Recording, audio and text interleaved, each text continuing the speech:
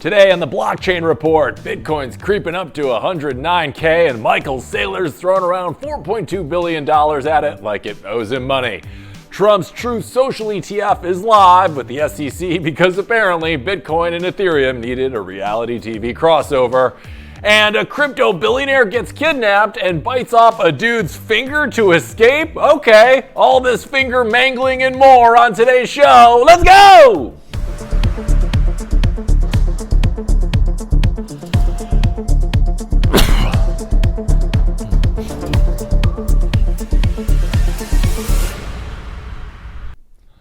Good morning, my Bitcoin maxis, Solana rebounders, and everyone explaining to their accountant why Pepe coin derivatives are a legitimate line item.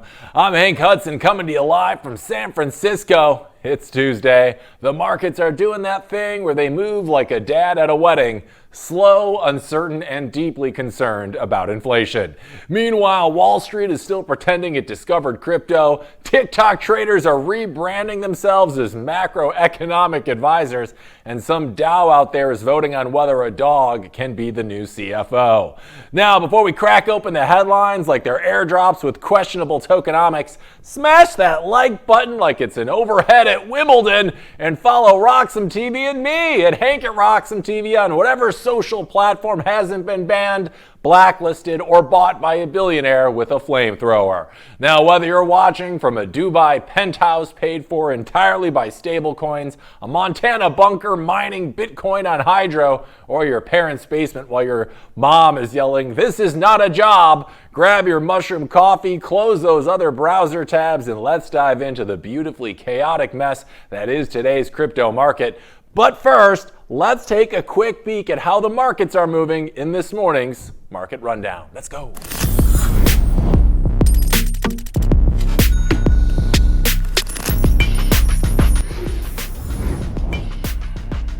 Okay, it is Tuesday and Daddy needs a Lambo for the summer. How are things doing? They're doing okay. No Lambo yet, maybe a down payment on a Fiat, but we'll take it.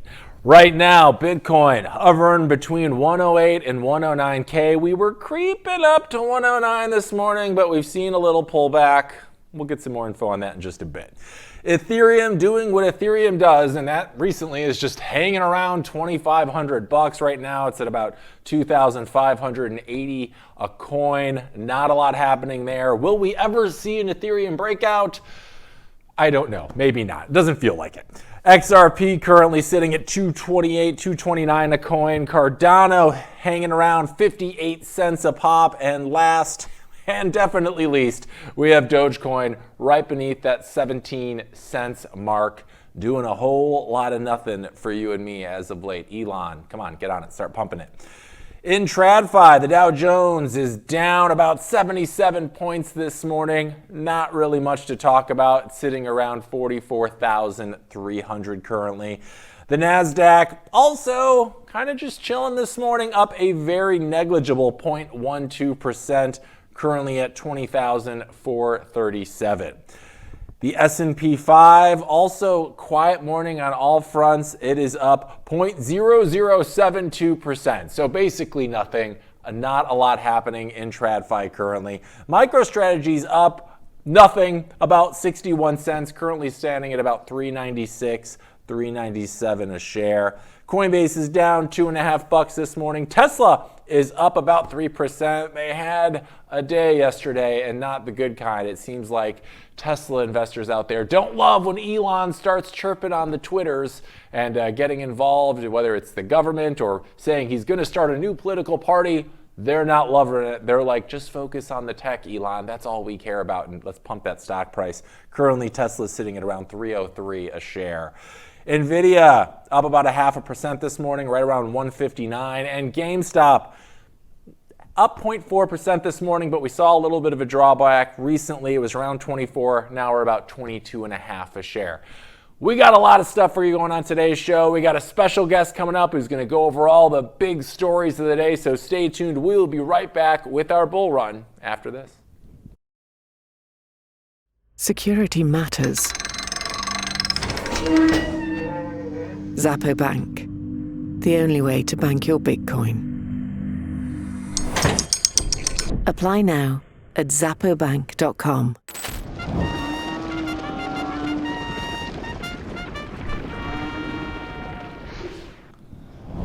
All right, welcome back to this morning's bull run. And boy, oh boy, do we got a special one for all y'all this morning. Our guest today is coming all the way from across the pond, and she's someone who doesn't just write about Bitcoin, she lives it. She's a sharp financial analyst, a fearless journalist, and the CEO and co-founder of Bitcoin Policy UK. You've seen her work in Forbes, where she's breaking down how Bitcoin intersects with energy, the environment, human rights, and global policy, and still somehow finds time to roast fiat with style in her own My Two Sats column at City AM. Please give a big blockchain report welcome to the one and only Susie Violet Ward. Oh my gosh! Our studio audience is thrilled you're here, and so are we. How are you this morning? Great to have you. What an amazing intro. Thank you so much. That was fantastic. Oh, well, you earned it, and the pleasure is certainly ours. So, Susie, you wear a lot of hats. We're talking analyst, journalist, policy advocate. Tell our audience, how did your Bitcoin journey start, and what lit that fire that got you so deeply involved in the space to begin with? Well, you said earlier on when you were running through the charts, come on, Elon, what are you going to do with the Dogecoin? I actually bought some Bitcoin because I wanted to buy some Dogecoin.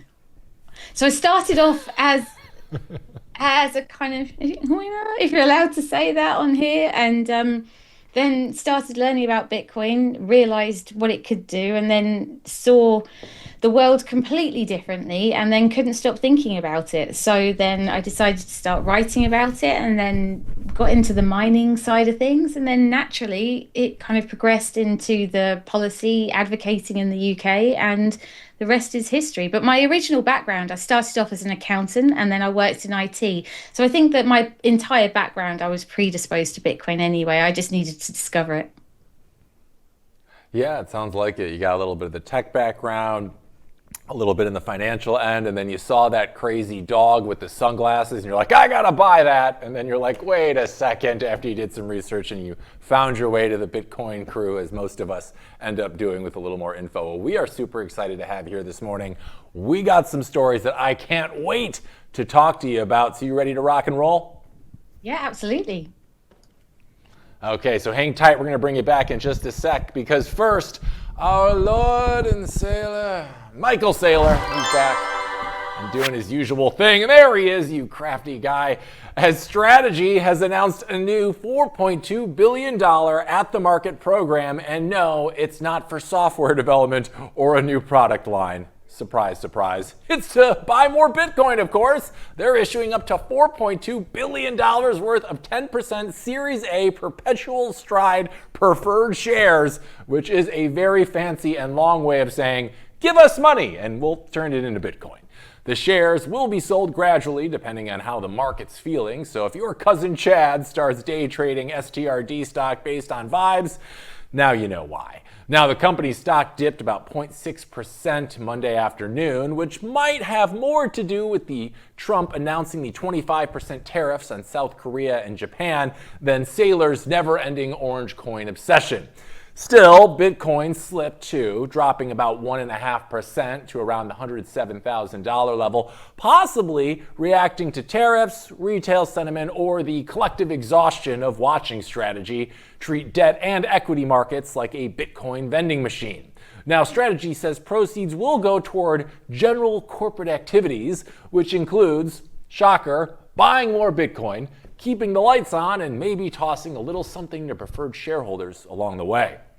This move isn't random. In Q2 alone, the company reported $14 billion in unrealized profits, thanks in part to a fresh accounting rule and a little thing called Bitcoin Go Up. It's also the first week since April they haven't added more Bitcoin, but don't worry, this new plan will make sure that dry streak doesn't last. Strategy is still holding roughly $65 billion in Bitcoin and has achieved almost 20% BTC yield so far this year, already 80% of the way to their full year target of 25%. So we're bringing back Susie. Susie, You've covered corporate treasury strategies extensively. What do you make of strategies' use of preferred shares to stack more Bitcoin? Is this sustainable or is it reckless? I'm not a fan of Michael Saylor buying this much Bitcoin. I don't get excited every time he buys Bitcoin. I used to work for a company and we had a treasury department and we would have a whole team of people and systems dedicated to trying to make sure that spare cash in the company actually worked. We didn't going down the share dilution route or the debt based route. It was spare cash in the company that needed to be invested and grow. And I think that when you start going down these alternative routes, I get it, it's a money glitch. I understand the ethos behind it. I just don't think it's been tested in a bear market. I think MicroStrategy will be fine because it's one of the first, and I think that the price of Bitcoin would have to get really, really low for it to cause them any problems. But the problem is they're now not focusing on their product. That's another thing that I used to use at my company is MicroStrategy. And in actual fact, we used to call it MicroTragedy because it wasn't a great piece of software. Now, it might have changed since then. I don't know, but it feels like this is very much just a Bitcoin play now. Oh boy, you got to be careful with those words, Susie. You say that too close to Michael Saylor, you might find yourself being burned at a stake somewhere because we know the Bitcoin community loves him, but I love getting a fresh take on that. How do you feel about all these other companies kind of jumping in on the bandwagon and assuming the Michael Saylor playbook themselves? Like you said, strategy will probably be fine. Their cost average is around, I think, $70,000 per Bitcoin, but you have all these new publicly traded companies jumping on, and their cost average is over 100,000. What happens if we see a 30% correction? Are they all underwater? Is this not sustainable, you think, for other companies trying to run this same playbook as strategy because they're kind of jumping on the bandwagon a little late? Or what are your thoughts on all these corporate strategies jumping in the mix recently? It depends how it's funded for a start. So if it's funded with spare cash, which is how it should be, and you're putting your spare cash in the company to work, then I think they'll be absolutely fine. But using debt, I just don't feel like it's a good idea. These, apart from strategy, this hasn't been tested in a bear market. There are a lot of copycat companies. They may not necessarily be deploying the best strategies. Mistakes will be made, and I don't know, time will tell, but I don't think they'll all survive, no. Is there any part of you that worries that if we do see a bit of a market correction, that we could see a domino effect with a lot of these companies that are new to the corporate treasury game, then starting to sell their Bitcoin, in fear of maybe getting margin called or something, and then we see all these other companies start doing it, and all of a sudden that could make a simple, 20% correction way worse? Because then everybody starts following suit because they're all kind of they've been running that same playbook. Does that concern you at all, you think, with the Bitcoin price? Like, we could see the biggest correction ever as a result of a small correction and all these other companies not really being prepared for it. Well, I saw a statistic saying that 25% of public companies are now 25% of the Bitcoin being bought at the moment is being bought by public companies. So I do think that there's a possibility that and 40% is by ETFs, so it's becoming highly institutionalized. And I do think that as it actually grows, I think that more public companies are going to buy it. As you say, they're going to be taking more risk. They see fiat as soft money. They want to swap their soft money into hard money. And so everyone is going to be copying that playbook. Yeah, I think we definitely see pain ahead. And the thing that really worries me about it is then people will blame Bitcoin rather than everything around Bitcoin. It was like when FTX blew up, everyone blamed Bitcoin, really. It ultimately came back to that rather than the fact that it was just a offshore exchange and bad people doing bad things. So I think that this always has an effect on the asset itself, even though obviously it doesn't affect the protocol. That makes me a little bit sad and concerned, but we'll bounce back. Bitcoin will do its thing.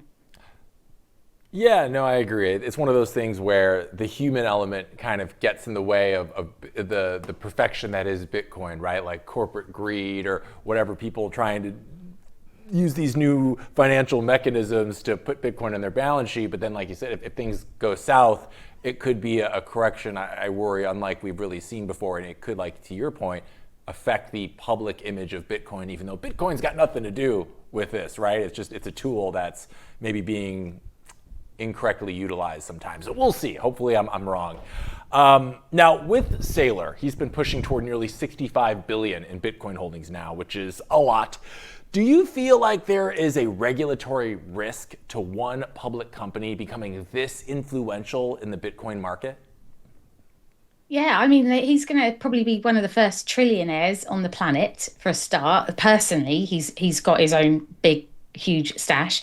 But yeah, I do. I think, what is it, nearly 3% of the supply that he's got? I mean, I know that that's a concentration of wealth that's going to be bigger than some countries. You know, it's already bigger than some countries. So yeah, I would say definitely makes me feel uncomfortable. Obviously doesn't affect the protocol, completely get that. But at the same time, that kind of centralized wealth isn't something that sits well with me. But at the same time, it's a free market. He can do what he wants. Bitcoin is for everyone. So who am I to say? Do you think all like that much concentration of Bitcoin being held by strategy, or I mean BlackRock has a lot too, kind of goes against the ethos of Bitcoin to begin with? Or was this always going to happen if we wanted to see mass adoption of Bitcoin? Like, of course, governments, of course, big institutions were going to get involved, and they were naturally always going to buy a lot. I mean, is that a problem, or was that always just that was going to happen regardless? It had to happen. I mean, for Bitcoin has to be integrated with the financial system. I think Hal Finney even said that this was an inevitable part of Bitcoin. I think that it has to happen like this. Does it go against the ethos? The ethos, perhaps, of freedom money, maybe. But no, I think if Bitcoin is for everyone, anyone, then it has to be allowed to proliferate into every aspect. And so therefore this is really just an inevitability, providing there is enough that can be, so people can use it as a freedom money, so that it can be used to escape authoritarian governments, so it can be used as a peer-to-peer cash, and retains all of those wonderful qualities that makes us love Bitcoin so much. Then people holding it in ETFs and Bitcoin treasury companies, they need to exist. It has to be a part of the process. Okay, good. I was getting worried there for a second. I agree with you though. Like, if you ever wanted to see Bitcoin become and fulfill its destiny that we all think that it has going forward, this was going to be an inevitability regardless. Do you think moves like Strategy's most recent one help normalize Bitcoin on corporate balance sheets, or do they distort how institutional investors are viewing it as a risk managed asset? Does it distort it? I don't know. I don't know the answer to that really. It's a little bit too much. I think it's not a balanced strategy. Excuse the pun. It's people can't copy it. I don't know why you'd want that much. I don't know. I really can't answer that question. Really, I'm just not sure. No, I understand. This is like an interesting time right now. Like, we're seeing Strategy do things that we've never seen other companies do. So it's kind of hard to decide where we're at with that. Is this something that is good? Is it bad? I don't know. It feels a little over leveraged to me, but hopefully I'm wrong. He is our Lord and Saylor. So we'll see. Time will tell. But so far, we're at 6 digits. So far, I guess so good for now. Hang 10. We're going to be right back with you because we got another story we want to chat about. Oh, sorry. I was going to say he'll never sell. But I don't. The thing is what are we basing our whole opinion on, the fact that he's going to hodl forever? And what if he does change his mind? You know, like he can say one thing and then do another. And then if he does do another, what kind of effect is that going to have? That concerns me. I mean, sitting there and saying that you will never sell kind of creates a benchmark, and people believe him, they follow him. And if you look at how he has kind of over his time, like how he has he has quite a following, like you said. I worry that maybe people aren't as discerning as perhaps they should be. Yeah, I mean, I feel like he kind of has to say that he'll never sell, though, right? Because if you even give people a whiff that you could sell, you have the largest single holder of Bitcoin as far as public companies go in the world. That could cause an absolute domino effect and kind of crack the foundation of Bitcoin, right? Which would then be even worse for him because he's the biggest holder out there of public companies. So, yeah, I don't know. I worry that if they do sell, then does the market take that a certain way, and then all of a sudden the whole foundation of I'm never selling Bitcoin cause a huge crack in everything we thought we knew. I don't know. Yeah. It's unfounded times right now. So I'm just hoping I think he said he'd like burn his keys and die with the Bitcoin. I feel like I've read him talk about before, but we'll see. He's a man of conviction so far, and for Bitcoin's sake, I hope he stays that way. Yeah. All right, Susie, Yeah. hang 10 because we're talking about another big player in the Bitcoin treasury space. Of course, I'm referencing Metaplanet, the Tokyo-listed hotel operator turned Bitcoin hoarder. They're entering phase 2 of their master plan. And no, phase 2 isn't opening more hotels. Forget your original business. We're talking about it's buying cash generating businesses and using Bitcoin as leverage.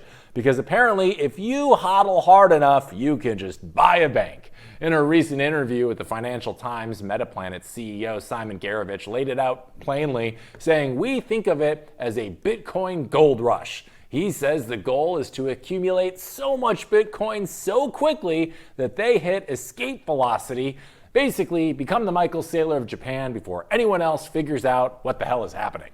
And step 1, well, it's well underway already. Metaplanet currently holds 15,555 BTC, including a fresh $2,200 or 2,200 Bitcoin haul just this week that cost them about 237 million bucks at roughly $107,700 a pop.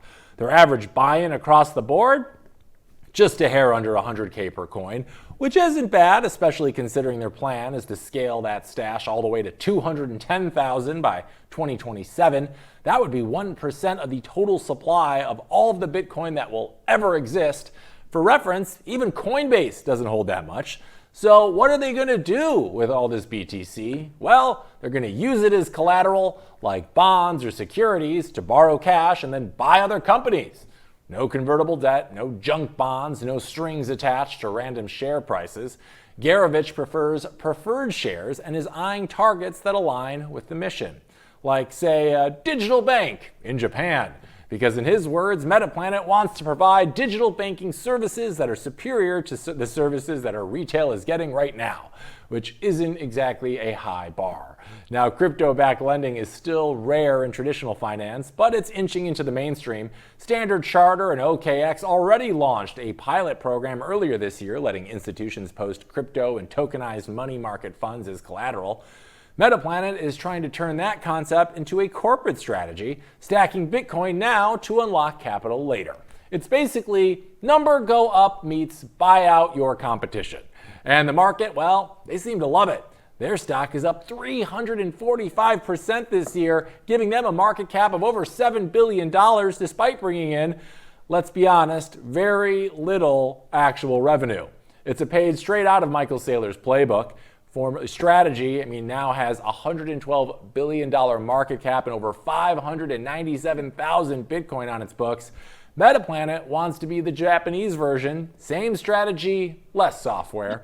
And for Bitcoin, this is the kind of bullish behavior that turns hodlers into market movers. Because when publicly traded companies start using Bitcoin like it's gold-plated monopoly money to buy actual banks, you know the next phase of the adoption has already begun. All right, we're bringing Susie back. Susie, you've been vocal about Bitcoin's role in financial sovereignty. How significant is it that a company wants to use Bitcoin to buy a traditional financial institution? What do you think?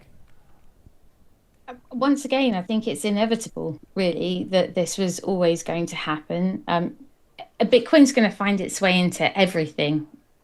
All companies, and people are going to find their own little strategies of how to capitalize on that. So part of the process, I think. Yeah. No, I'd agree with you on that. Do you see this kind of crypto-backed lending as a bridge between TradFi and Bitcoin, or does it risk compromising that core ethos we kind of talked about earlier? I suppose I'm always really uncomfortable by saying what Bitcoin should be used for. It's a little bit arrogant. Sure. I have what I think the core ethos should be, and it's a freedom money that separates money and state, that's completely neutral, but it has to be integrated with the financial system. So I don't know. Of course, people don't want to sell their Bitcoin. It's going to be the most pristine, oh, it is the most pristine asset, and it's easily verifiable. It is such a good collateral, and so therefore, even that is going to be the one thing in the future that I think is going to be used as collateral above all else, just because it's easy to store, easy to verify, easy to transfer. It's highly divisible. So yeah, I think Bitcoin backed loans, not crypto. Um, crypto is crypto's dying, Right. isn't it? I mean, everything's bleeding into Bitcoin. Bitcoin's at a 65% dominance. I think everything will eventually bleed into Bitcoin, and I think that everything will get built on Bitcoin. So yeah, those old crypto VC companies will just die eventually, and everything will probably be based off Bitcoin backed loans. Yeah, I do. I see that happening. Yeah, I think so too. I mean, it seems pretty clear now more than ever. Bitcoin is the apex predator of the digital currency space, and we're seeing everything else fall by the wayside. I mean, Ethereum last cycle was up almost nearly $5,000 a coin when Bitcoin was near its all-time highs, and it has moved almost not at all this most recent cycle. So it kind of seems like the shine is wearing off on the market as a whole, and everybody's realizing the shine to begin with was always Bitcoin, and the other ones were just kind of reflecting some of its luster. So I'd have to agree with you on that. Metaplanet says it wants to offer better banking services using Bitcoin. In your view, how realistic is that in Japan's regulatory environment? I mean, it's certainly evolving over there. I'm not really 100% sure. I don't know what rails they would use. I don't know what products that they would offer. I'm not really sure that I could answer that question. But going back to your Ethereum point, it's not that it just hasn't moved. If you actually measure it in a pair against Bitcoin, it's always going down. That's true. Yeah, it makes me wonder too. Like we always heard during the cycles about like altcoin season, Bitcoin dominance reaches a certain level, and we're pretty high right now. I think you said was it 65% currently, something like that. Yeah, I don't think And then, altcoin season's coming back. oh boy, you're just breaking the hearts of millions out there right now that are watching, Susie. But I think you're right. I mean, I think people are less willing now than ever to sell their Bitcoin because I can speak for myself. I've thought before, I'm like, ooh, should I just cash out, take some profits, wait for the next pullback, and then buy back in? But then every day, there's more news about different companies doing the corporate treasury strategy play, and I don't want to be the one who's out of the market trying to make my bag a little bit bigger, and then the rocket ship takes off, and I'm left behind while the rest of you are on Bitcoin Mars, and I'm here looking like an idiot. So I think you're right. You know, usually people are taking those profits, putting them into alts, but nothing's looking too appealing right now. So yeah, maybe altcoin season is dead and gone as we've known. But who, time will tell, right? I mean, is there anything out there? Are there any other projects aside from Bitcoin that you see any real possibility for real world utility, or is it all just smoke and mirrors with those? Not really, no. I think it is all smoke and mirrors. I mean, I think there are a couple of projects that maybe might have some potential, but the same top 10 this year were not the same top 10 last year, won't be the same top 10 next year. And so I think that the majority of these crypto, or let's just call them VC companies, are just they're gonna change, they're evolving, and they're all in beta really. And I do think that eventually everything will bleed into Bitcoin, and it'll only make sense to build on Bitcoin. So I think that there might be some good things that we can take from them, but ultimately no, it's Bitcoin. What's that, guys? Oh, I just got word, Susie. It sounds like Brad Garlinghouse is going to be sending you a sternly worded email very soon, because he says XRP is the one, but we'll see how it goes, right? All right, That's hang all right. tight He there, can, Susie. he We're can gonna do be right that, and I back. can thank him for the skull of Satoshi. That's right. That's right. Send it over, Brad. Susie's got it. All right, we'll be right back with you, Susie. Now, in news that sounds like it was generated by a crypto-themed Mad Libs generator, the SEC has officially acknowledged Trump Media's application for a dual Bitcoin and Ethereum ETF. Yes, that Trump, that Truth Social, and yes, this is very real. This isn't a meme coin rug wrapped in a MAGA hat gang. This is a proposed crypto ETF filed with the U.S. Securities and Exchange Commission, and now it's officially in the review pipeline. That means that the SEC clock is ticking. They've got a limited window to either approve or deny what might be the most 2025 ETF ever conceived. The fund would offer exposure to both Bitcoin and Ethereum with a 75-25 split, because nothing says balanced portfolio like hedging Bitcoin with Ethereum. The ETF would trade on the New York Stock Exchange ARCA. Forrest Dax Trust Company, better known as Crypto.com, will act as custodian, and Yorkville America Digital will serve as the sponsor. So far, no word as to whether the ETF will also come with a free Truth Social account or a commemorative hat. One can only hope. According to the filing, the value of the ETF will be calculated daily using the Chicago Mercantile Exchange crypto facilities reference rates for Bitcoin and ETH. Of course, the Ether side of things may be subject to change because the sponsor gave itself a neat little "unless we say otherwise" clause.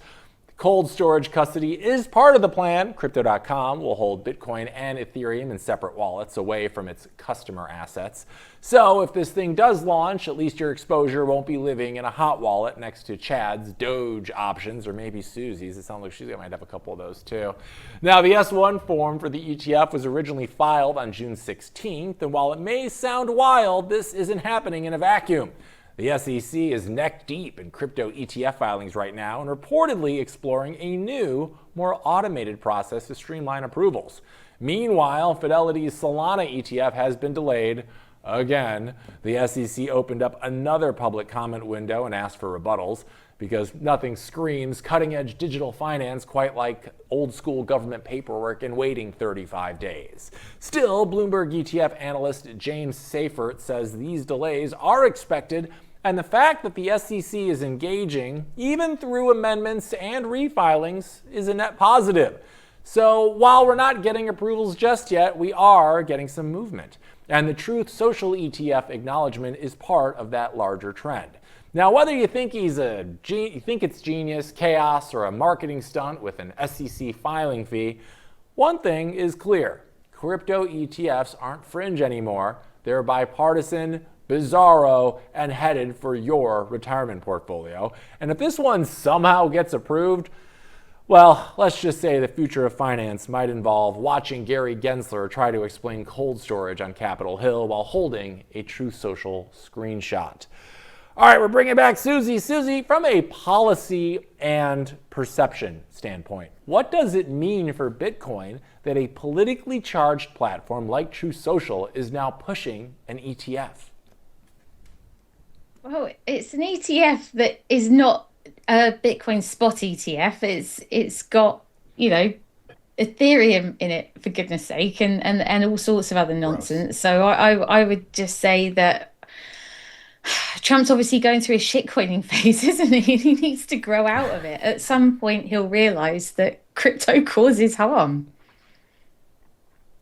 I'm not a fan, obviously. I wouldn't buy it. The thing is, do you know what? In the same week, the states were so far ahead of. They really are a trailblazer, and it makes me a little bit sad when they get it so wrong like this. Although, once again, maybe it's part of the process, isn't it? We all have to get our fingers burnt.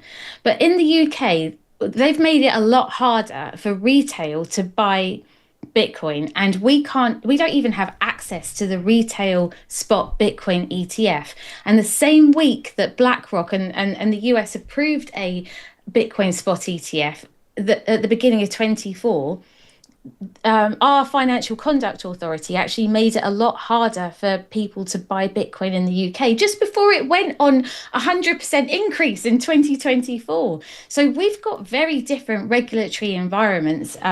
We can't even buy a Bitcoin spot ETF at the moment. So let alone all of this other nonsense. But thank God. I mean, who would want Ethereum in an ETF or Solana? Be horrific. I just don't think it should be a product that should be offered. But then at the same time, you got to let the free market decide. And 97% of the S&P 500 is being propped up by a few percent at the top. So most of that's a load of rubbish as well. So I don't know. Yeah, so you said you feel like the U.S. is way ahead on things, but also it kind of feels like we're kind of operating with that tech mantra, which is like move fast and break things a little bit, which I don't like. It's great for innovation, right? Like we're opening the doors for innovation, but at the same time, there could be some pretty negative repercussions that happen as a result of what some people might describe as a little like, I don't know, careless. It sounds like you guys are a little more buttoned up over on the other side of the pond. Which of these environments do you think is a better ecosystem for Bitcoin to grow in? Should it be maybe a little tighter and regulated, or is it important to kind of open the doors up for more innovation, even if we do tend up burning our hand on the stove a couple of times along the way? Absolutely open up for innovation because the way that we're being stifled in the UK at the moment is driving out businesses and stifling growth. The two mandates that our Financial Conduct Authority have to protect investors and to like assist growth. Both of these things are not happening. So the way that investors have been hurt, I mean, the fact that retail can't even invest in a Bitcoin spot ETF in the UK is shocking, considering how adoption is going around the world.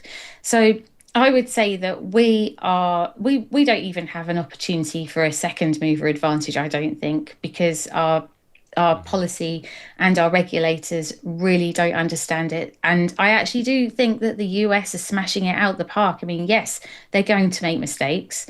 Yes, I think a lot of people could potentially get hurt, but that's always going to be the case. And I think that if I had to choose, I would go with what the US are doing all day long.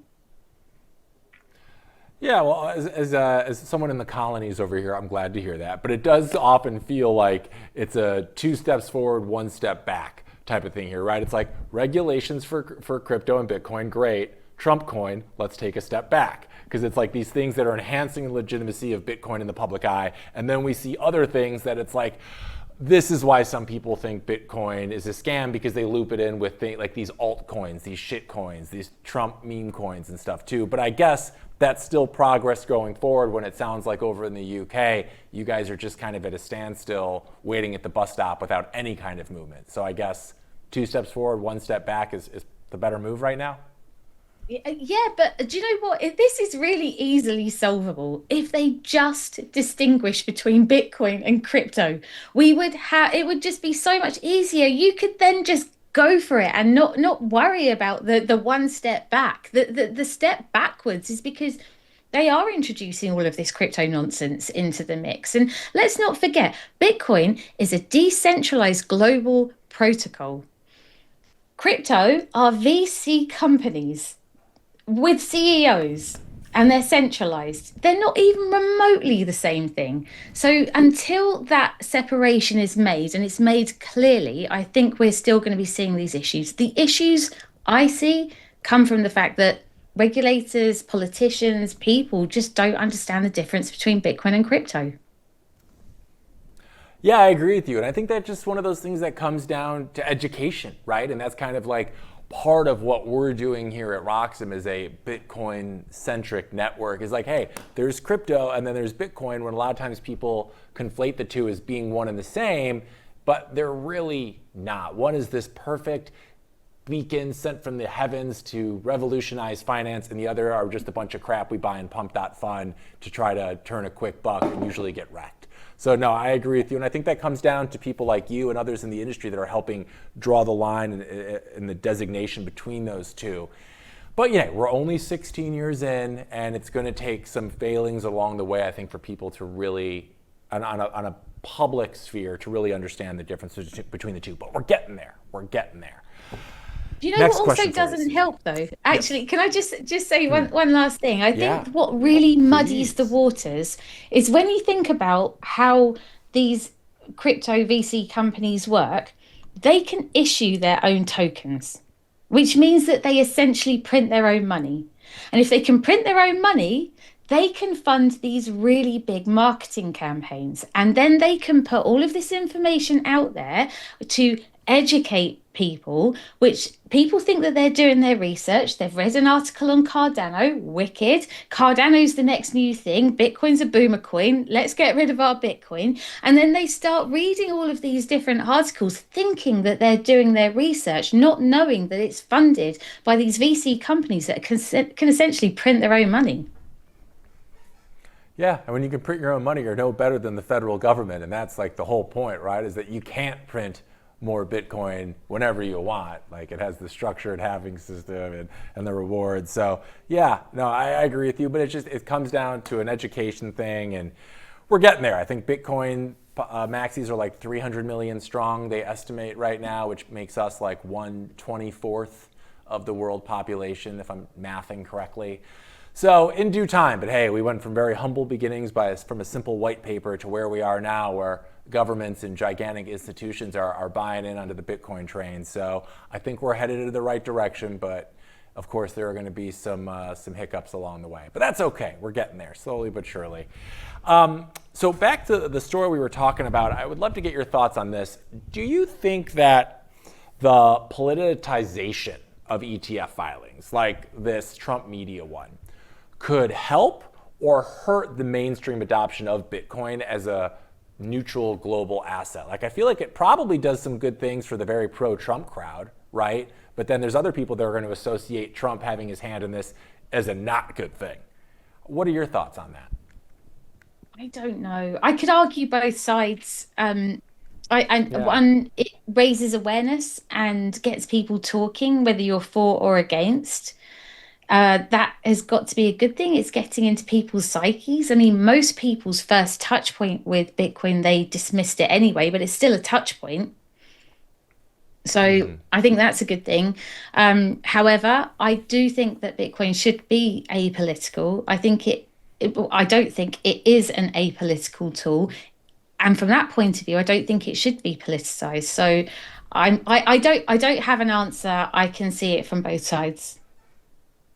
Yeah, no, I think there's a real good case to be made both ways. I guess that means, though, you're not a big fan of Elon coming out recently with the America Party, which apparently is very pro-Bitcoin? Or are you, because it is very pro-Bitcoin? Or is it muddying the waters by being involved in this political, jibber-jabber? Well, the thing is he sold a lot of his Bitcoin due to environmental concerns. I think back in, you have to check the date, but I think it was 2021. So I think he sold about three-quarters of his Bitcoin and took it off his balance sheet. So he's always been a Bitcoiner. Like, he was putting Bitcoin on his balance sheet kind of round about the time that Michael Saylor started doing it, So he is a Bitcoiner. He does get it. And him tweeting recently that fiat is hopeless, it just for me is a signal. Now we've got over the environmental issues and people now understand that the proof of work mechanism is actually a benefit and can actually help the environment, rather than use all the electricity in the world by 2026 or something crazy like that. I think that now Elon's going to put Bitcoin back on his balance sheet exactly where it should be. He'll set a really good example. People do look to him because he's a businessman. But I don't know. Yeah, the politicization of it's not great, but inevitable. Again, how many times am I going to say that? It's inevitable, just like Bitcoin. Right. I wonder too, I mean, like, obviously, we already know Musk is one of the most influential people in the world. He's the richest, so like, how could he not be? But also you think about Tesla's business, right? And you have people like Kathy Wood of ARK Investments who's like, Tesla's not a car company, it's an energy company. So like, is there really anyone better in the entire world to be jumping on publicly the Bitcoin bandwagon? Because like, if anybody can solve the energy issues that it plagued Bitcoin for some time, it's the guy that's running the biggest energy company in the world, right? Yeah, I mean the genius thing with Tesla is it's got so many different branches to it. It's AI, the driverless cars. I mean, imagine where that's going to go. Like all of a sudden, people aren't going to drive cars anymore. They're just going to all be, and then you'll have car shares where you don't even need to own a car. You just order one. Where that is it FSD is going, full self driverless car, that's going to change everything. Like that really is going to change everything. Then, not that I'm a fan of this, but the Neuralinks and the a bit creepy, but it's still another thing that he's working on.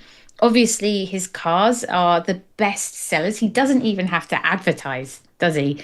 And they just fly out of the shelves. I mean, the Cybertruck was like that. That was a real big thing. You got SpaceX, and they all integrate with each other as well. They all complement each other, which is even more amazing. And so I think Tesla as a business is phenomenal. And I think that what Elon is doing is ahead of his time.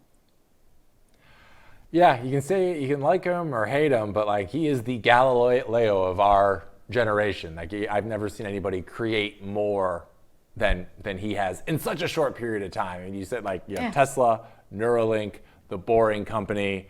There's other ones I'm forgetting. Course, he runs there's like 5 companies he's running right now somehow. I don't know when he finds time to sleep or play with his 14 children, but maybe he's already got a Neuralink and he might be running on a battery for all we know, right? Who knows? I'm not running on a battery though, and I bet you're not either. So I think it's time for us to take a quick break, grab a coffee. We will be back with more of Susie Violet Ward and the Blockchain Report right after this. Stay tuned. Security matters. Zappo Bank, the only way to bank your Bitcoin. Apply now at zappobank.com.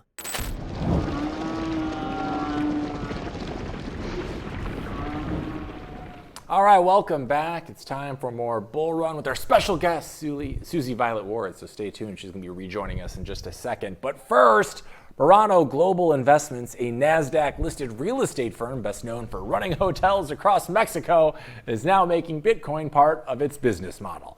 Because nothing screams hospitality quite like mining sats with your minibar. The company announced it's secured a standby equity purchase agreement worth up to $500 million. Their plan? Build out a Bitcoin treasury strategy. I feel like I've heard this before.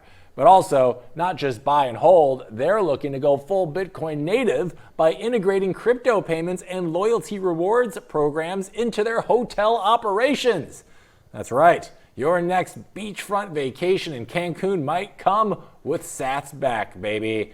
Murano's already joined the Bitcoin for Corporations Alliance, which is essentially the Boy Scouts of balance sheet Bitcoin, and bought 21 BTC to kick things off. It's a baby step for now, but $500 million says they're not playing small ball here. This is a trend worth watching as real estate firms aren't known for bold tech pivots. But with inflation eating at fiat and Bitcoin offering a digitally scarce alternative, treasury diversification is becoming corporate gospel. And for Bitcoin's price, it's another long-term bullish indicator. More corporate buyers, more supply squeeze, and more use cases. Because apparently the bull market starts at the front desk. We're bringing back Susie. Susie, you often talk about Bitcoin's role in diversifying corporate treasuries. How do you view this real estate-backed Bitcoin play? What are your thoughts on it? Real estate is traditionally slow, regulated, conservative.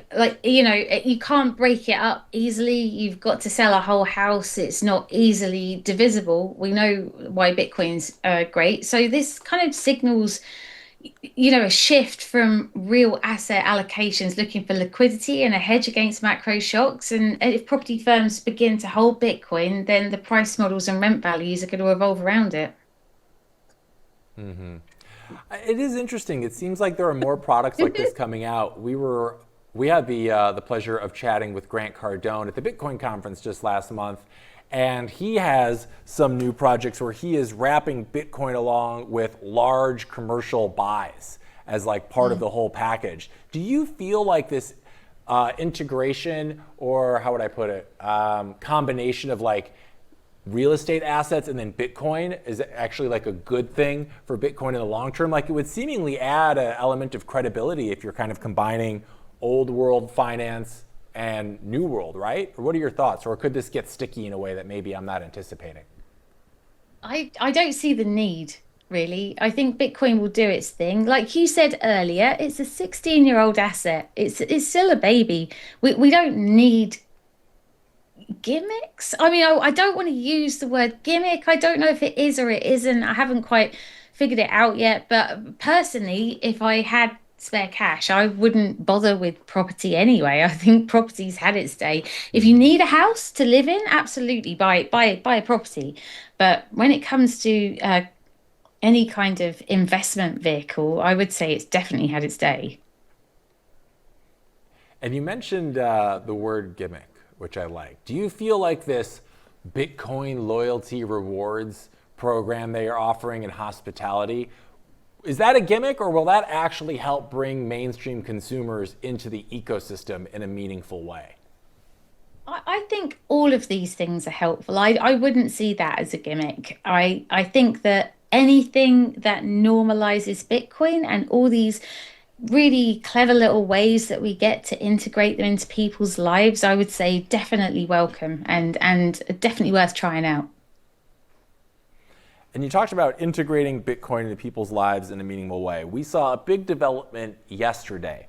Jack Dorsey, founder of Twitter, came out and said he is in the process of building a new service called BitChat that allows you to, I believe, do Bitcoin transactions off-chain without internet access. How big of a development do you think that is for the Bitcoin ecosystem to be able to do that stuff without even having the internet at your disposal? It's huge. This is something that's been discussed a lot. It's one of the questions that always gets asked. If I don't have any internet access, I can't spend my money. And it's something that I have looked into and written about, actually, about all the different ways that people can use these mesh networks to try and create immediate networks within their own community, so that they can speak to each other without the internet.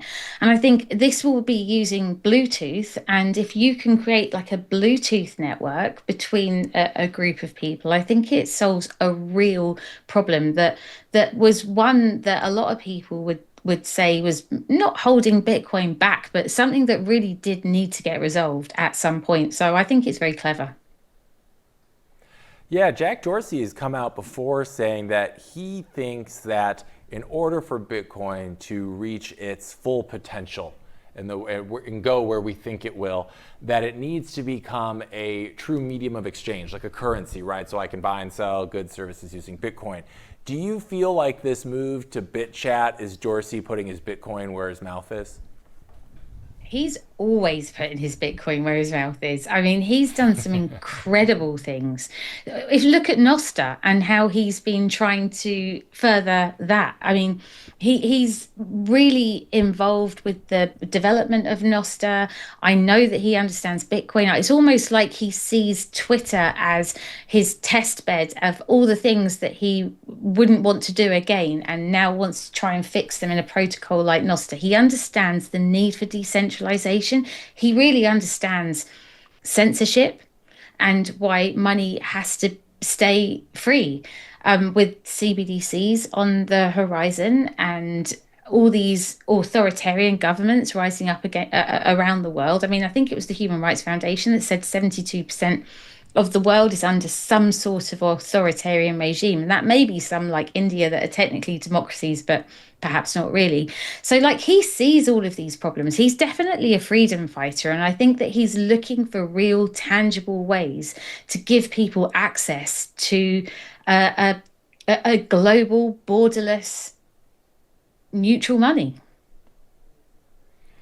Yeah, no, I agree. And do you feel like maybe akin a little bit to like strategy kind of pioneering this corporate Bitcoin strategy play, could the implementation of BitChat kind of maybe be the catalyst for the next evolution of Bitcoin and how it's used in our society? Like, if you're able to pay for stuff off chain, it seems like people would be a lot more eager to use Bitcoin as a payment.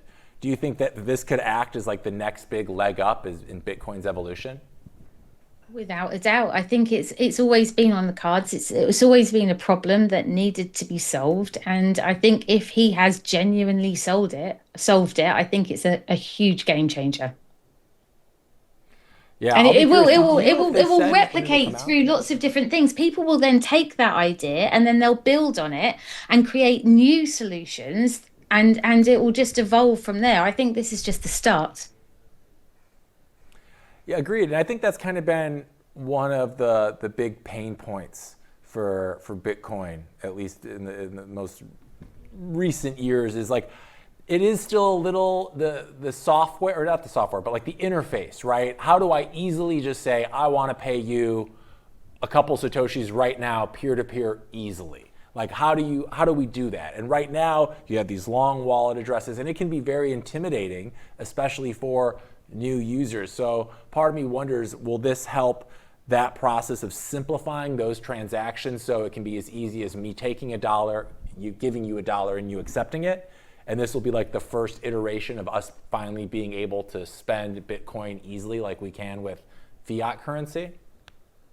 I can spend Bitcoin easily, like fiat. Well, I you mean, I know, but even simple things like wallet a Satoshi. Like, I know it's not everybody's favorite, but it's very easy to onboard people with, and it's very easy to send money, and it is exceptionally cheap to send money. I mean, I could send some sats to you right now and you would receive them straight away. I'm just outside of London, you're in San Francisco. Like, we do have that technology available using the Lightning Network with some of these really cool apps. So, yes, Bitcoin will have to be used as a medium of exchange.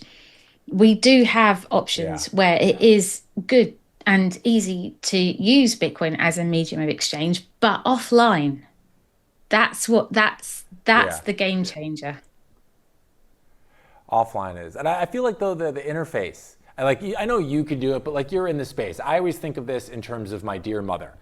Knows nothing about Bitcoin, about crypto until I got this job. And now she like learns and listens, but like, God bless my mother, she has a hard time listing things on Facebook Marketplace. So it's like, how can we simplify things, the interface, so that even my mom, your mom, Victor's mom can use it very easily? Like, it needs to be push button, accept. And we're not there yet, but I'm hoping that maybe this will be part of the process where we get the interface right, so that because that's what we need, right? In order for adoption to happen, we need every Tom, Dick, and Harry to be able to easily use this the way they are able to easily use a credit card or a dollar bill. So I don't know. That's my hope. This is maybe part of that beginning. I know it's a little bit of a different thing, but not having internet access and being able to transfer your Bitcoin, that's a big win for the community for sure. So I think we're all pretty excited about that. So hang tight there, Susie. We got another story to talk about. I'm going to bring you right back in a second, because Bitcoin has been parked around 108K now for what feels like forever. It's kind of like watching paint dry on a Lambo, but don't let the sideways price action fool you. Something interesting is certainly happening under the hood. According to on-chain analyst Darkfost, these names of these analysts, the Bitcoin exchange inflow-outflow ratio has dipped below 1, or in other words, more Bitcoin is leaving exchanges than entering. Now, this means investors aren't panic selling. They're stacking, stashing, and HODLing, the holy trinity of long-term conviction. The 30-day moving average for the ratio is now around 0.9, the lowest it's been since the dark days of the 2023 bear market. Back then, everyone thought crypto was dead. Now it's just resting like a billionaire monk in cold storage. A ratio below 1 suggests that people aren't keeping their Bitcoin on exchanges. They're pulling it out, likely into cold wallets, or perhaps stuffing USB sticks into their sock drawers. Hey, that was my thing. Now, either way, this is a bullish signal here, fam. because you don't remove Bitcoin from exchanges unless you plan on holding it for a while. You don't unplug the toaster if you're about to make another slice, right? Now, Darkfoss says this is a clear sign that investor confidence is growing, especially with major corporations and even governments starting to adopt Bitcoin in their own treasury strategies. So while the charts look flat, the fundamentals, well, they're humming along. If Bitcoin's a store of value, it looks like more and more people are shopping early. And if exchange balances keep dropping, don't be surprised when the price finally does the opposite. The supply is drying up. The only question left is who's going to be left holding fiat when the music stops. We're bringing Susie back. Susie, on-chain data shows that long-term confidence in Bitcoin is rising. How closely should we be watching these outflow trends from a macro investor perspective? What do you think? So outflows don't show weakness. They signal the migration of Bitcoin from speculation to a sovereign asset. As users use self-custody and the market enters its maturity phase, it's less casino and more kind of vault. So, this is what the hard asset era looks like, in my opinion. OTC desks are running out of Bitcoin. Long-term holder numbers are at all-time highs. Everything's set up, super bullish signals. Every indicator that you look at, it looks quite bullish, in my opinion. I agree, and I like your casino vault analogy. And it's kind of funny, right? Because we've been sitting over 100K almost exclusively for like 2 months now, right? And so we've seen a lot of sideways trading. But the same people that were like, Bitcoin is dead when it was crazy volatile and it would go down 30% or whatever, are also saying it now that it's actually been relatively steady. It's like you can't win. Somebody's going to have an objection about it one way or the other. But tell me what your thoughts are on this. Do you feel like the more stabilized price action that we've been seeing in Bitcoin, especially over the last 2 months, kind of speaks to the maturation of it as a legitimate asset class in today's financial ecosystem? So it's less volatile than a tech stock. Now volatility is definitely going down. I think that people are definitely not looking at it as a risk asset anymore. It seems to be risk off. And as for the 100K mark, if you look at long-term holders, you can see that there are a lot of long-term holders that are taking profits at the moment and selling just over that 1K mark, which is why I think that there's a bit of a cap. Once they're exhausted, I think then it's only up from here. And based on what you're seeing and hearing out there, do you think that these exchange outflows are institutional in nature, or is retail quietly leading this recent supply squeeze? I don't know, actually. I'm really not sure. I can't answer that. I would say that institutions would need to take them off exchanges and put them into their own storage solutions, and ETFs are buying up to 40% of the supply at the moment. So it's possible that it's both. I would like to think it's retail, but I'm not sure. Yeah, I mean, I've been paying attention to a little bit too, and from what I've been able to gather, it sounds like retail might be cashing out a little bit. We had a lot of people that have been holding for a long time. That 100K mark is very psychological. You see that, I better, traditional finance would say, get those, collect those profits, get those gains secured. But Bitcoin also works a little bit differently than pretty much any asset we've seen ever, right? So part of me wonders, sorry, I'm losing my train of thought here.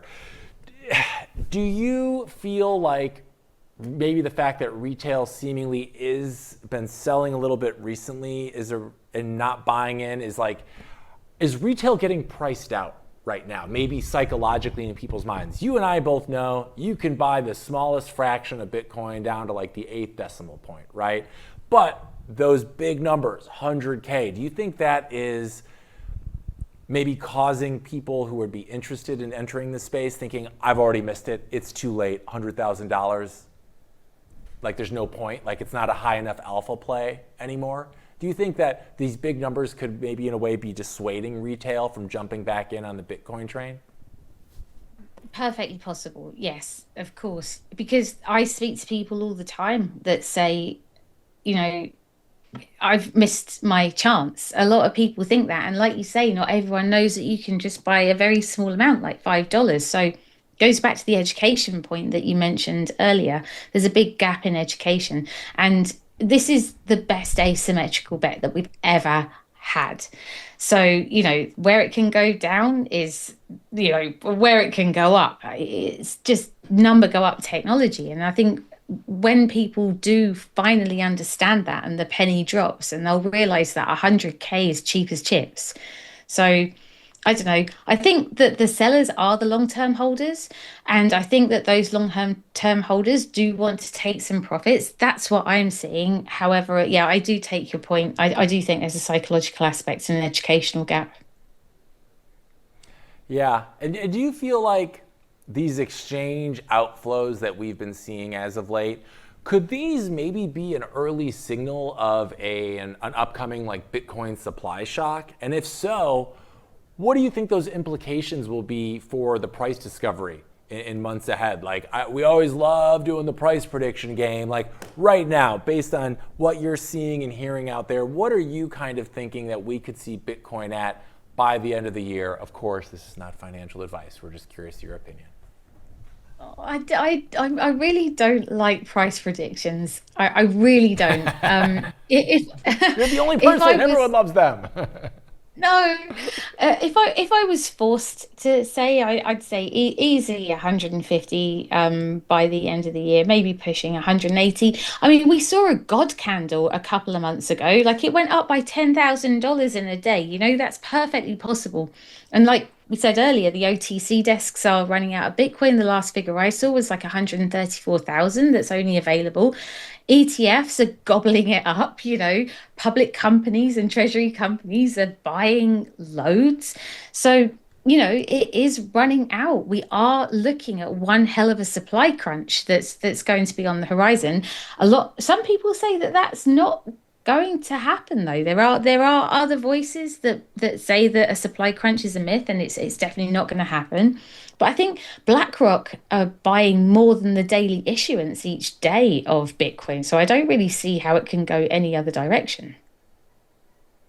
Yeah, with a finite supply, 21 million hard cap. I think there's only like 5% of all Bitcoin that hasn't been mined. There's 8 billion people in the world. How could we ever see anything but an eventual supply shock of sorts, right? Like it seems like an inevitability. It's not a matter of if, it's just when. Will it be this year? I don't know. It's certainly trending in that direction with all these huge corporate treasury buys, but time will tell, and it will tell that there will be a supply shock. We're just waiting right now. We got to be patient, sit on our hands, and not try to take profits to buy some Dogecoin or some junk like that. So we'll see. That was early days. I've learned my lesson, and the good thing is it led me to Bitcoin. So that my altcoin days are over. It was a path you had to traverse to see the light, the orange beacon of hope that is Bitcoin. My dad was like that too. I got him into Bitcoin back when it was like 20K, and I was like, buy Bitcoin at 20K. And then I remember like a couple weeks later, he's like, did you hear about this thing called Dogecoin? It's going parabolic. And then he bought all this Dogecoin. Oh, my dad, I love you so much, but you gotta, don't do that. Don't do that, guys. Don't buy that junk. Hang tight, Susie. We're gonna be right back with you. We got another story I want to talk with you about in just a sec, because Mike Novogratz, the CEO of Galaxy, has officially hit the "we're a banana republic" part of the Bitcoin bull cycle. And honestly, he might have a point. Jerome Powell, America's monetary babysitter, is under fire for not slashing interest rates like he's cutting coupons. Some Republicans are even calling for his resignation, because nothing says healthy democracy quite like publicly trying to fire the guy in charge of not tanking the currency. Now, Bill Pulte, the FHFA director and newest ex-warrior, is leading the charge, accusing Powell of lying during his congressional testimony, which, to be fair, is usually what Congress is for. Amid this circus, Novogratz took to X to say what every Bitcoiner is already thinking: this won't end well, just buy Bitcoin. And when Novogratz says it won't end well, it usually means he's about to be more right than comfortable. Now, the drama here is actually quite simple. Powell doesn't want to cut rates yet because inflation's still over 2%. But politicians want rate cuts now because voters like cheap debt and magic money. Problem is, cutting too soon could ignite more inflation. And if the Fed caves under pressure, it throws their independence out the window faster than I don't even know what that word is, something during Robbie! Now, if the most powerful central bank in the world starts operating like a branch of political Twitter, the dollar is going to have a bad time, okay? Which is exactly why Bitcoin matters, gang. There's no chairperson, no political agenda, no need for Jerome Powell to wear a metaphorical helmet. Novogratz has also called the new tax and spend bill bullish for Bitcoin because, hey, what a better way to support hard money than by ballooning the deficit with reckless abandon, right? So yeah, this is not going to end well for fiat. Now for Bitcoin, it's just getting warmed up, baby. Bringing back Susie. Susie, you've written about central bank independence before. How dangerous is it when monetary policy becomes a partisan tug of war? Well, it's not ideal, is it? Like I don't Nope. think I don't think that this is really the right way to go. I think that the Fed are not doing a great job. I think Jerome Powell's always a little bit too late. I understand his issues with obviously wanting to make sure that inflation doesn't come back, but of course it's going to. I mean, look at how the debt's expanding. They've suspended the debt ceiling. The big beautiful bill's going to add another 3 trillion plus on that. We're in a debt spiral. That's only going to go up. They're going to put more money into the system. Inflation is going to happen. So this is just a warning that Bitcoin could become the only neutral asset left if central banks bend further to the political will. So what we're doing is watching the early moves in a new end of the kind of monetary activism, and Bitcoin is an opt-out mechanism. It's a life raft for people, and I think that it's a bit of a warning. Yeah, no, I agree with you. And in that story, Mike Novogratz also mentioned that Bitcoin becomes more attractive every time the Fed caves to political pressures. Do you agree with that? What are your thoughts? It depends on the outcome, really, of what that political pressure is, and how that affects the essentially probably the debt and the M2 money supply. I mean, it depending on how those two things are affected, will be the outcome. I mean, it's really difficult. I mean, they have a lot of PhDs working at the Fed, and they still don't seem to be able to get it right. Yeah, no, it's weird how you can get all those really smart people in a room, yet no one seems to really know what they're doing, but such is life, I guess. Do you feel like this type of macro backdrop, does this truly highlight Bitcoin's value as a neutral, non-state controlled monetary system? Without a doubt. Yes, of course. Yeah, it's the absolute use case for it. Yes. And I think that I think it's the obvious answer, and it's going to be the flight to safety that everybody needs. And there's a lot of people raising the alarm bells, and people may not see it now, but everyone's going to be a Bitcoiner in the future because they're going to have to be. Exactly. You hear that, guys? You're not going to have a choice. You need to start stacking sats now because pretty soon it's going to be too late, and Strategy and BlackRock are going to have all of them. So make sure to get yours while the going's still relatively cheap. Susie, we're going to take a break. You need a breather. I definitely need a breather. You really earned a breather. I just need one. I'm really out of shape. When we're back, we got one more story with Susie. It's about a billionaire who bit off a kidnapper's finger and escaped. It's a wild one. You won't want to miss it. We'll catch you and that right when we're back.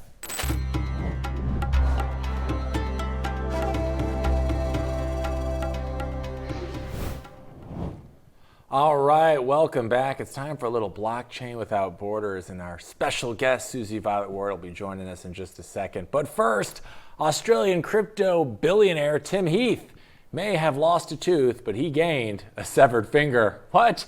In what can only be described as the most hardcore bullish move of the year, Heath bit off an attacker's index finger during a kidnapping attempt in Estonia last year.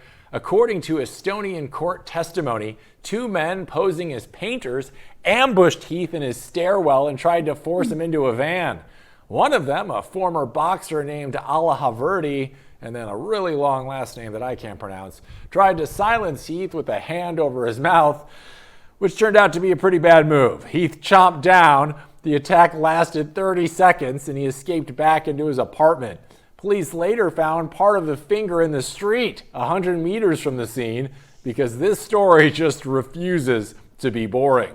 Heath is the founder of the YOLO Group and has a net worth of $1.61 billion, which apparently makes you a target, especially if you're also on the Australian rich list and invest in crypto, fintech, and iGaming. The plot was months in the making. The group of 7 kidnappers allegedly tracked Heath using GPS and followed him around town in a full-on Ocean's 11 cosplay. They even bought painter uniforms to disguise themselves. The plan, drag him to a sauna house and force him to transfer his crypto. A hacker was allegedly recruited to help in this scheme. 2 suspects are in custody currently, 3 have yet to be identified, and 1 told the court that he was only pretending to help. Totally normal stuff all around here. Now, after the failed plot, Heath reportedly received a threatening telegram message with photos of his apartment and a demand for 30 Bitcoin, worth about 3.3 million bucks. No follow-up after that, though. Prosecutors say the threat might still be active, however. Since the attack, Heath has dropped over $3.1 million on private security, and he's now seeking reimbursement from the kidnappers because, hey, if you're going to get attacked, at least send them an invoice afterward. Gang, crypto is risky out there, but apparently being good at crypto can sometimes be riskier. We're bringing Susie back. Susie, the stories like this highlight the very real risks of self-custody at scale. How do you think public incidents like this one shape the global conversation around Bitcoin security? So I don't know if this is exactly what happened here or how they found out how much Bitcoin he had, because it sounded like he was on a rich list or something. So he might have just doxed himself. But there is a real issue with KYC, know your customer, and the data collection that is going on all the time that isn't necessary. And it just becomes a honeypot for hackers. In fact, it was the co-founder of Ledger that also lost a finger, although he had his cut off because I think he was held ransom. These data leaks, or how people are finding out, that it's really dangerous, and it really is centralized, unprotected data that's going to lead to all of these things. But how did they know how much he had? Was it just because he was on a rich list, or did he boast about it? Did they find it online? Do you know? It didn't specify. I think, putting yourself on the rich list for anything kind of put yourself out there as a target. So to my understanding, I think that seemed to be the reason they knew about him. But, also you've got a guy who's in tech and has his hands into other things. It's probably safe to assume they have Bitcoin or, some kind of cryptos on their balance sheets at this point if you're in that kind of arena anyway. But yeah, it's funny. People want to flaunt their wealth and stuff like those, but it's like, hey, you don't need to hold up a bank anymore. People have the banks on their phones, so to speak. So you got to be careful out there, fam. Do you feel like instances like this could impact the reputation of Bitcoin negatively? Like, oh, I don't want to hold Bitcoin because I got to self-custody it, and then that means I'm vulnerable. Or do you think that's just like overblown FUD? It is possible. It's possible that people will think that. But that's why this is another Jack Dorsey initiative, actually, that makes self-custody. Have you come across BitKey? Have you used one? Yeah. It's actually really, you haven't used it. Oh, it's absolutely brilliant, actually. And it really does make self-custody really easy. And, It's a multi-sig. It took 10 minutes to set up when I was testing it out. And I think that there will be solutions on the market that does make self-custody a lot easier for people. Yeah, well, that's good. I'm glad to hear that there are some solutions like that. It seems like Jack Dorsey's just kind of thought of it all between messaging He apps does, yeah. where you can. What do we got here? Oh, here we go. The Australian rich list. Oh, wow. 56. Okay, 56 seems like a good target. Like you're not at the top of the list. So it's like, if you're at the top of the list, you're the Steve Irwin out there. I don't think he was rich particularly, but then you're like an obvious target. But if you're low on the risk, the guy's got some crypto or cash, but maybe not the same security detail. Interesting. Who else they got in this? I don't know any of these people. I'm looking. Yeah, well, he made himself a target then, didn't he? Yeah, people's want to impress sometimes can unintentionally put a target on their back. But hopefully he's learned something, and he won't have to go around biting anyone else's fingers. But it does kind of bring up the interesting question of like, Susie, do you feel like there's always a balance between financial sovereignty and personal vulnerability? Like, do you think high network Bitcoiners are prepared for the physical risks that come with controlling large wallets right now? Or are these the type of lessons that we're going to have to see other people learn for big holders of Bitcoin or other cryptos to kind of get their security detail together? Yes, it's definitely going to be difficult in the future. And also people are going to make assumptions on people that don't have Bitcoin, but think so. For example, I write about it. It doesn't mean that I've got it. I don't get paid enough to buy it. So people could make assumptions that because I write about it and I talk about it, that I've got loads, and that's just not the case at all. So even people that don't have a lot of Bitcoin, if you speak about it or write about it, you could also be a target because people could make assumptions. Agreed. And just so everyone out there is clear, I don't have any Bitcoin. I'm just a big fan. Okay. Yes. And you mentioned you write about it a lot. Given your focus on policy, do you think governments or companies will eventually mandate like security frameworks for individuals who hold large, crypto treasuries? Or is this kind of the price of freedom in a decentralized world? Bitcoin is helping us reassess accountability. And so with that does come the personal responsibility. But I think there will be lots of different solutions available, and providing the base layer remains sufficiently decentralized. I don't care what gets built on top of it.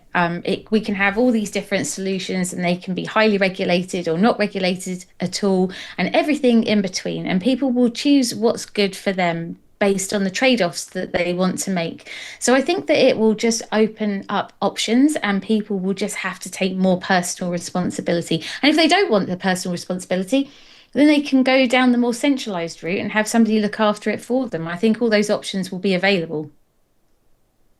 Yeah, or it seems to be a popular one. You just moved to Dubai. Apparently there's like no crime there. And I think that's, aside from the tax advantages too, it seems like a lot of big Bitcoiners are moving out that way because it's safe and there's freedom and things we all I love. don't think it's not that free, is it? I mean, it's quite repressive in a lot of ways. It was technically kind of, it was built on slavery. People turn a blind eye to that. I saw it being built in 2005, and it was pretty disgusting the way that the people that worked on those buildings were treated and captured and died, so I don't see that Dubai holds any promise for me. And when you see how men and women are treated differently, I don't know.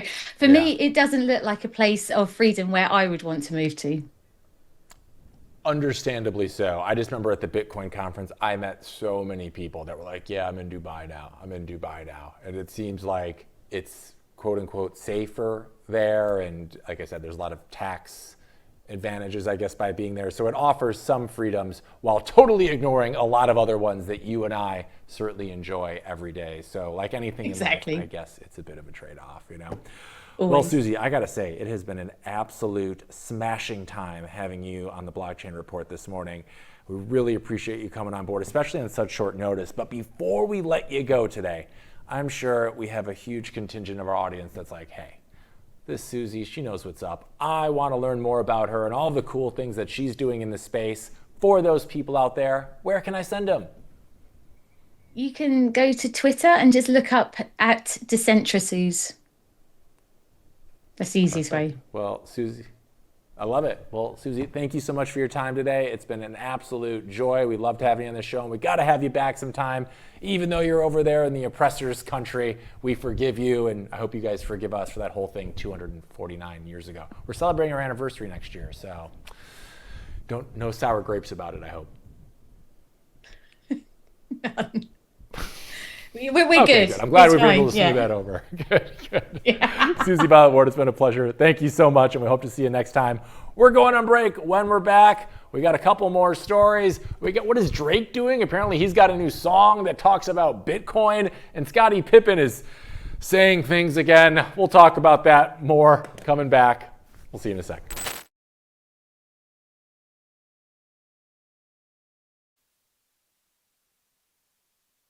Bad guys, I muted myself. Well, welcome back. It's time for some tales from HODLwood. This is the part of the show where we talk about the intersection of crypto and celebrity, and it doesn't get much better than Drizzy Drake, the rapper, the gambler, the human market indicator, has dropped a new single that compares fake friends to Bitcoin's mood swings. Because when you think stable emotional relationships, of course, you think Drake. The song, What Did I Miss, is packed with metaphors about betrayal, conflict, and trust issues that read like a Bitcoin price chart in bear season. Now, Drake compares his enemies and old friends to Bitcoin, saying they're there when you're up, gone when you're down, and always ruining your weekend. Hey. Now, the lyrics describe people who switch sides faster than a leveraged trader on BitMEX. He even performed the single in a live stream where he played a lunch break worker named Iceman. Okay, so yeah, we are officially living in a simulation right now. That confirmed it. And here's the twist. This isn't Drake's first Bitcoin rodeo. The man has lost over $1 million in Bitcoin betting on sports. He bet 500 grand on the Mavericks and they lost. Bet another 500K on the Oilers. They also lost. Drake is like a reverse oracle. Whatever he touches becomes cursed. He even lost 6 figures betting on UFC fights, which means either he has a serious gambling problem or he's personally testing Bitcoin's volatility at scale. His song might be a breakup anthem, but it doubles as a public service announcement. Don't go long on leverage and trust issues. The Bitcoin metaphor makes some sense though. It's volatile, it's emotional, and sometimes very unpredictable, much like Drake himself. But here's where things get a little more interesting.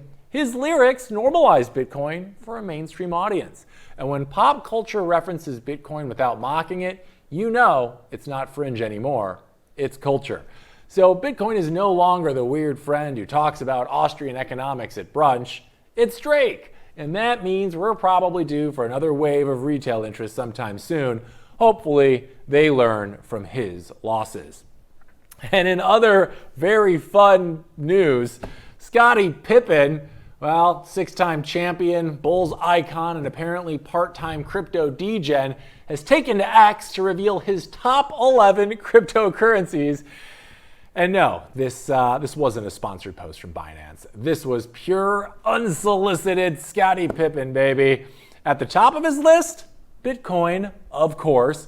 But things get a little spicy from there, so hold on to your hats. Pippen's bag, or at least his watch list, includes a bunch of different tokens, including Ethereum, Solana, Binance, Cardano, Chainlink, XRP, Kronos, and even a token called Ball, which we can only assume is either basketball themed or deeply ironic. I actually think that's his token that he's showing. Definitely don't buy Ball. Sorry, Scotty. Now, Pippen, he didn't stop there either. He also gave shout outs to Dogecoin and Shiba Inu, because apparently Pippen doesn't discriminate between cross-border payment protocols and meme-fueled chaos. Now, this isn't the first time Scotty's dipped his Jordans into crypto. Years ago, he tweeted that Satoshi Nakamoto, yes, the actual Satoshi, visited him in a dream to deliver Bitcoin price predictions. The predictions didn't pan out, but hey, it's not like anyone else's predictions really did either. And while that dream was more meme than market signal, Pippen's new tweet seems a bit more serious, or at least less dream journal-y. He's showing interest in both utility-based projects like XRP and Ethereum and community-driven tokens like Doge and Shiba. Now, basically, the kind of scattershot portfolio that says, I've been on crypto Twitter for more than 5 minutes, so I know what I'm talking about. Now, the timing of his tweet is also kind of perfect. There's renewed chatter about the asteroid Psyche-16 allegedly holding $70 quintillion worth of gold. Naturally, Bitcoiners took that as an opportunity to remind everyone that Bitcoin's supply is fixed at 21 million. Samson Mao, Willy Woo, and Adam Back all chimed in with reminders that you can't mine more Bitcoin out of space rocks. Scotty's tweet lit up crypto Twitter with fans calling his picks a banger list. Cardano and XRP holders predictably lost their minds, and others encouraged him to check out Curve or double down on Solana, which continues to cling to relevance in DeFi and NFTs like it's auditioning for a comeback special. So, is Pippen the next celebrity crypto spokesperson? It's a little unclear. But one thing's for certain, if he keeps tweeting about his bags, the price action might get a little Pip volatile. And for Bitcoin, well, anytime a mainstream sports icon talks about it without immediately pivoting to an NFT project or launching Pipcoin, that, my friends, is a win. We're taking a quick break. When we're back, we're wrapping up today's show with a little bullish bearish or BS. Stay tuned. We'll see you in a sec.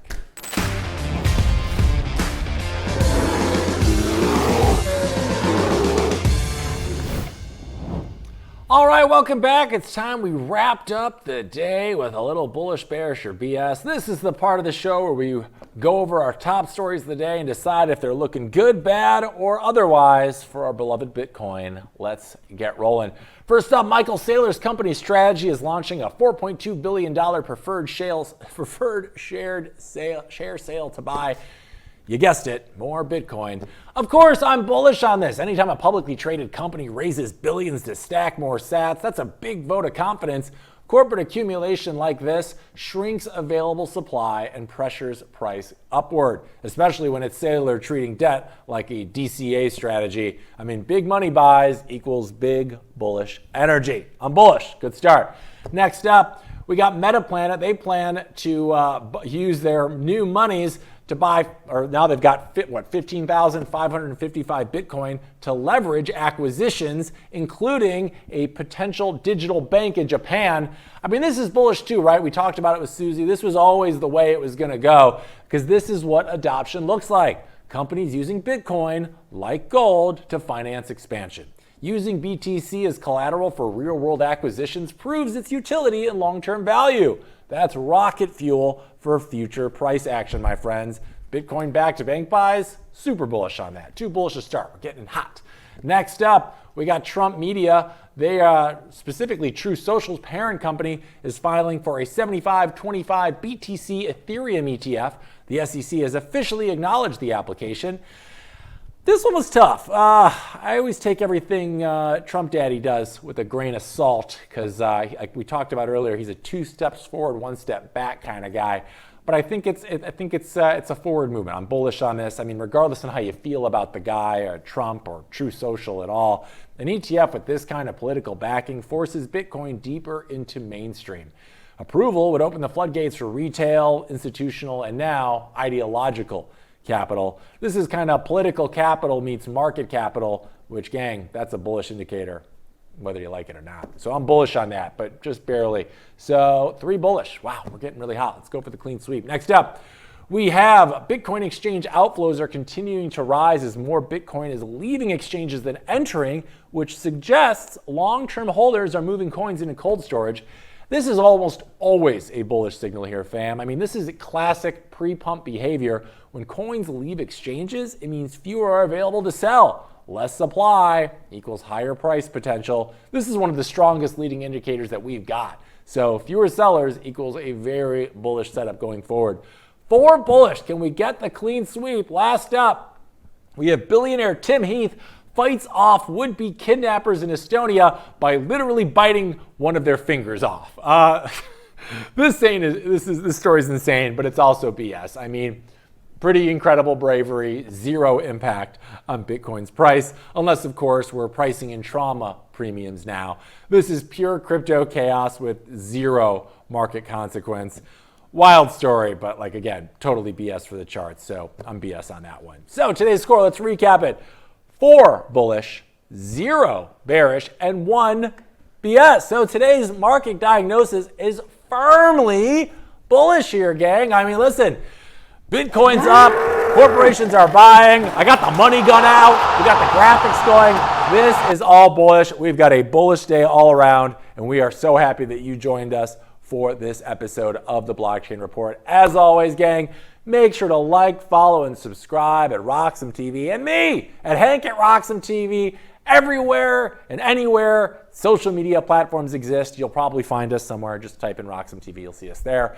Until tomorrow, as always, thanks for joining in. Stay safe, hodl on. We'll see you Wednesday for more Bitcoin Bedlam. Catch you then.